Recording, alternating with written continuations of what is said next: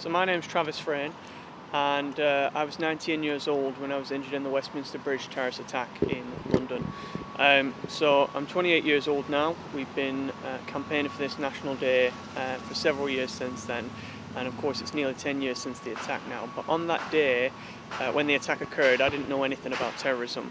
I was a student visiting London, just down for a couple of days, and it was on the second day of the trip that the attack happened, and we'd been meeting with MPs and Lords throughout the day, and just after lunchtime we had about half an hour of spare time, and we decided to all split up and do our own thing. And so myself and a group of about 5 lads headed out to get a bit of fresh air, do some sightseeing, which is why we were on the bridge at the time of the attack.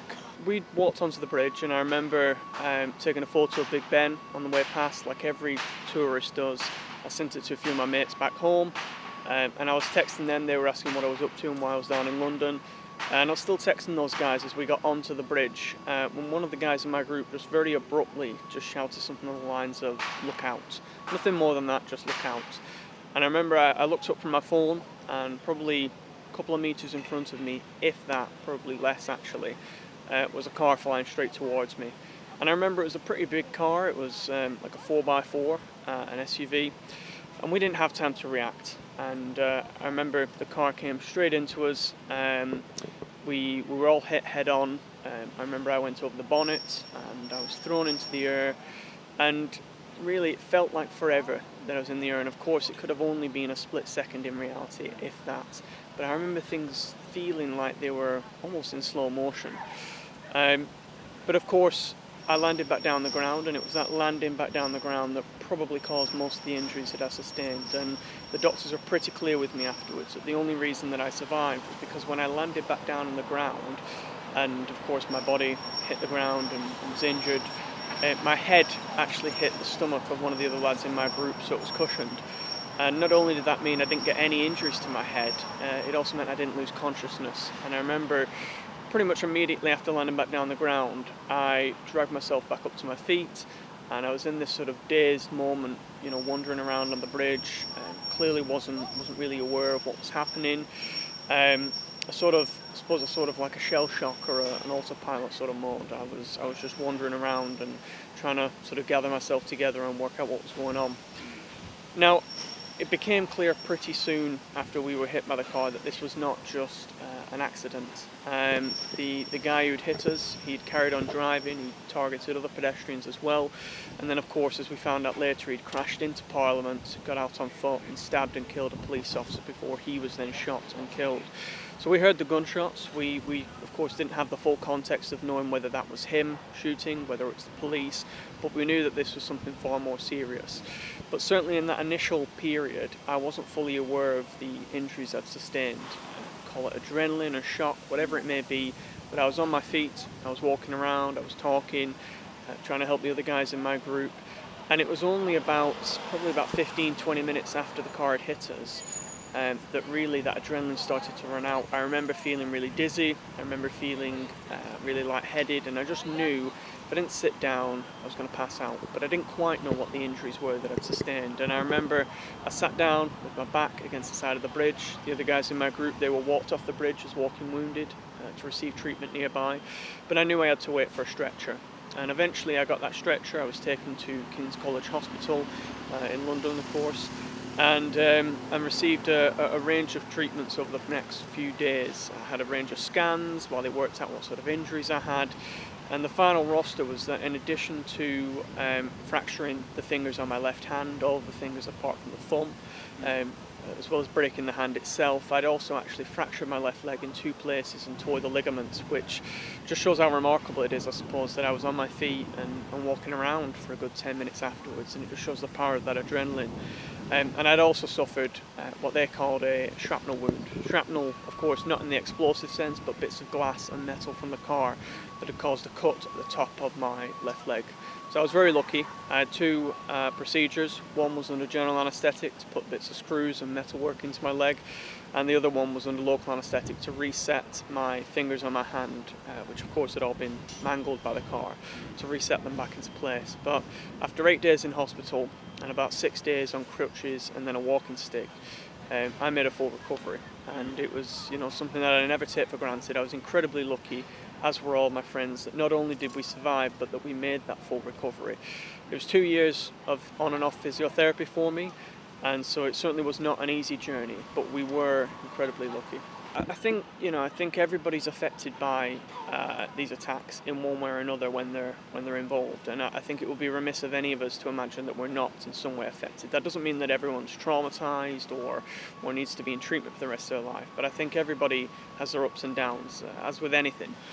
For me, I was really conscious of that in the immediate aftermath of the attack, and I really wanted to. I suppose, for lack of a better phrase, I wanted to desensitise myself early on and ensure that I wasn't becoming fixated on the bridge or on London or Westminster. And I remember I went back to the scene of the attack, actually on the bridge, just a couple of days after the attack whilst I was still in hospital. And I wanted to experience that space now that it had returned to normal, so that I wasn't just fixating on it, because of course you can't avoid these images. The difference, I suppose, with our attack at Westminster to, say, Manchester Arena or Borough Markets is that whenever you turn on the TV at any time of day, you're almost guaranteed to see Westminster. When you turn on the news, it's what's shown in the introduction. When you turn on a TV show or a film, they show Parliament and they show Westminster Bridge to show that the characters are in London. So you can't avoid it. And I didn't want to be, worried and nervous about seeing that image at any time. So I'm really glad that I did desensitize myself early on, but that's not to say that I've been immune either to the psychological impacts. And I think, as I mentioned at the start, we all have our ups and downs, and it's really important that we're aware of ourselves and aware of what the triggers might be, and also of our friends as well, so we can look out for each other. Well, I think recognition and memorialisation are two issues that often go under the radar. Understandably, we focus on the physical treatment that survivors need, the psychological treatment that their families might need, that they might need, that the families of the bereaved might need, perhaps even looking at financial compensation or assistance to help them through that process.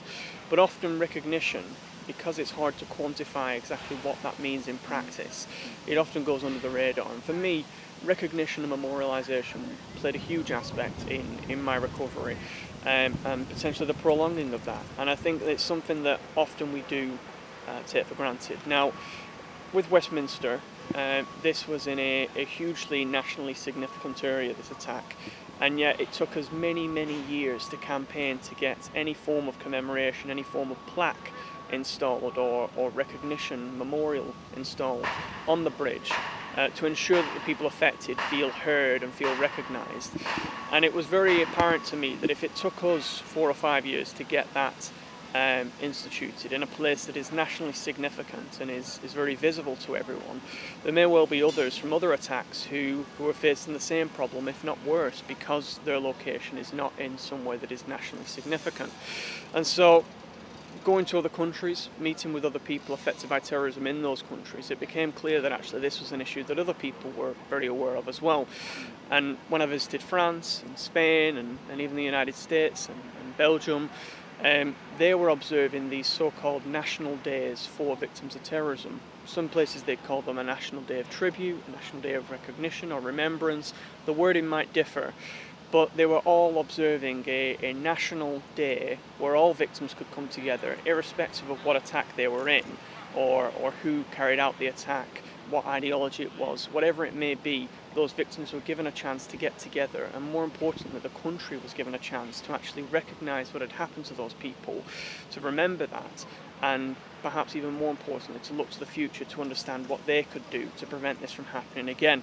And so it became apparent actually that we were quite behind the curve on this, and Britain was actually one of the few countries that wasn't observing a national day for victims of terrorism. And that's why we started the campaign to try and institute this day, to give everyone in the country an opportunity to reflect on the attacks that have happened, and yes, to remember the people we've lost and to remember what has happened, but more importantly, to look to the future and understand how we can all work together to prevent this from happening again. So I think it's important that the public recognise that year on year, prevent referrals are increasing in number, and we are seeing increasingly that the watch list and the risk and the threat of terrorism is at an all-time high.